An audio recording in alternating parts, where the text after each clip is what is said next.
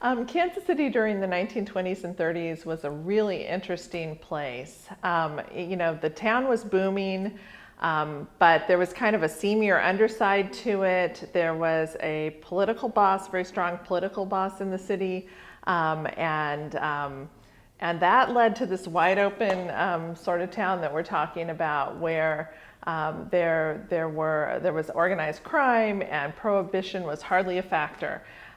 So that's exciting, but what the program is going to talk about is really the much more complex story that underlies all of that. Because of the wide openness, it created opportunities for everyday people to do really extraordinary things. Participants will have the opportunity to go to the World War I Museum, to learn about the building of the Liberty Memorial, which was dedicated to the fallen from the Great War. They will have the opportunity to go to the Truman Library and Museum to learn about Harry Truman's early history and the interesting politics of Kansas City during the time. They will be able to go to the Nelson Atkins Museum of Art, where they will experience Thomas Hart Benton's art and learn about American regionalism.